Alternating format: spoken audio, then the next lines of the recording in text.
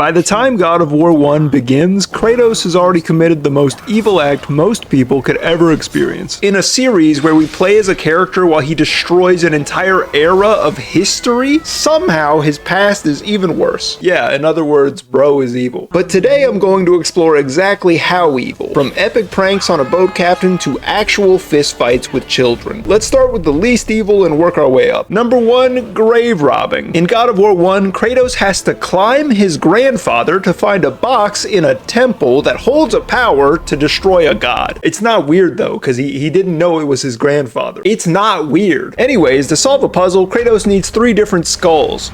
1 from the architect and 2 from his sons. Let's call them Hercules and Twercules. Yeah, Twercules. So you're probably asking, Luke, how does Kratos get the skulls? He cranks open their tombs and rips them right off their necks. Yeah, he pops those suckers off like they owe him money, dude. And the crazy part is, you're spamming the circle button the whole time, which basically makes you the bad guy. I guess everything Kratos did is kind of on you if you think about it. Do your parents know you destroyed the Greek pantheon? Grave robbing is not good. Don't do that. But it's pretty tame compared to everything else this man has done. Number 2, Statute of Limitations. Sorry, it's a pun. Kratos starts God of War 2 by destroying a big statue in Rhodes. It's real nice. I think it's made out of like bronze or something. I don't know. I'm too stupid for this.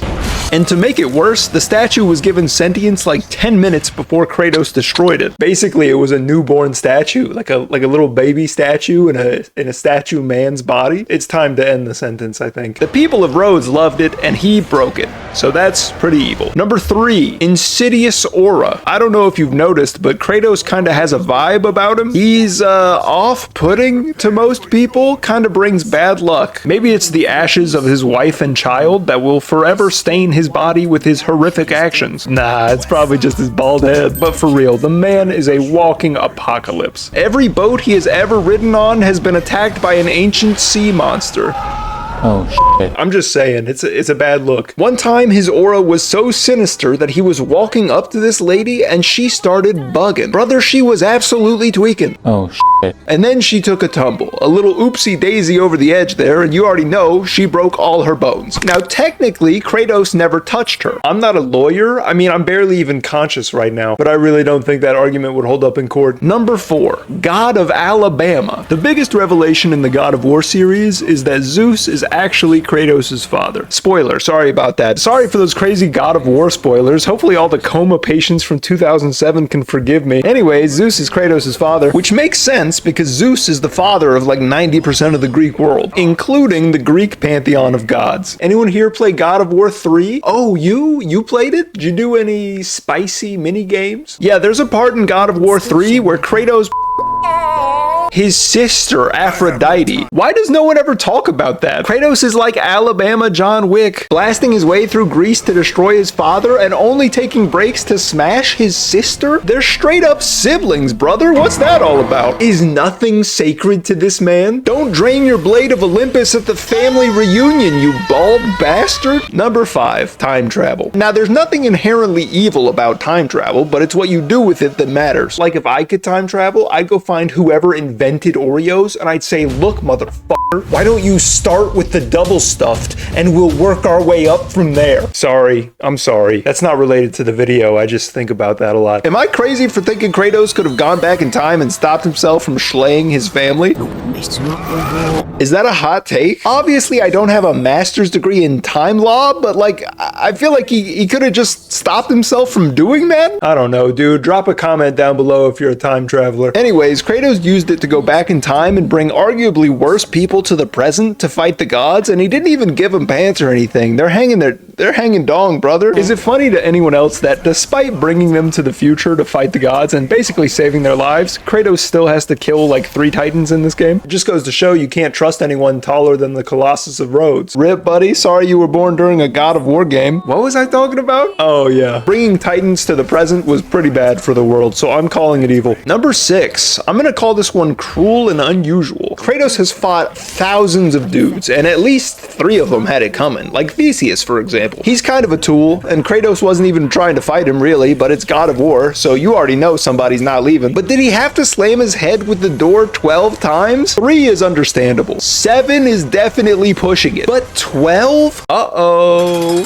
Prison time. It's the same with Hercules, like I get it. Bro got the bag from Disney and now he thinks every game is like Kingdom Hearts.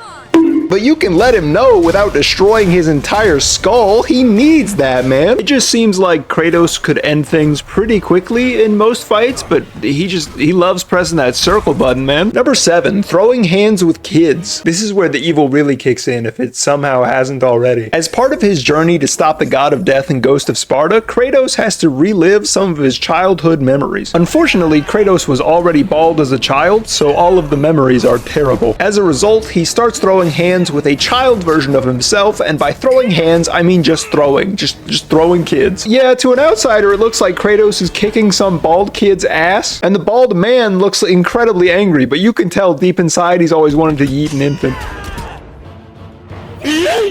Jesus Christ, I should have just failed the QuickTime event, dude. My lawyer has advised me not to comment on who was holding the controller for this part. Number 8, felt evil, might disregard human life later, I don't know. There are so many people in the God of War games that Kratos just destroys without a second thought. It's honestly impressive how often he goes out of his way to be a bad person. And they show us almost immediately in God of War 1 just how heinous this man can be. For example, when Kratos jumps into the Hydra's mouth to get the boat key, it would take no effort to save the boat captain who helped you get to, alright, well, see you later. A molten lava waterfall is blocking your path through this cave, but there's an easy fix. King Midas could use his golden touch to freeze this lava and be on his way, or you could throw his whole body into it. That's also technically an option, I guess. Icarus is clearly a very troubled man with a tragic past and could really use a friend right now. He's probably fine. There are a million more examples of people who were just in the wrong place at the right time, and this actual psychopath couldn't help but ruin them. Number 9, friendly fire. You thought it was just random people that Kratos was clapping? Nah, brother, this guy has the world record for team kills. The only god that's ever really been on your side? Impaled. The last living soldier from your hometown? Also impaled. The titan who saved your life and led the charge against the gods for you? Double impaled. If you're friends with Kratos, stop it. At best, you'll get impaled on accident. And finally, number 10, family fire. This man could not have eliminated more kinds of family members if he tried. I was getting confused just trying to list them all, but I think I managed to get everybody. Well, here we go. Kratos has slain 2 uncles, his grandpa, his stepmom, his real mom, like 7 cousins, 12 siblings, his dad, his wife, and his daughter. You want to hear some crazy shit? The man even slayed himself. He hit every type of familial relationship except for, oh my god, Atreus. Yeah, I don't know what to say, man. I mean, this guy is just objectively the devil. So how evil was Kratos? On a scale from 1 to 10, I'm gonna give him 10 lifetime prison sentences. What an absolute nightmare of a human being.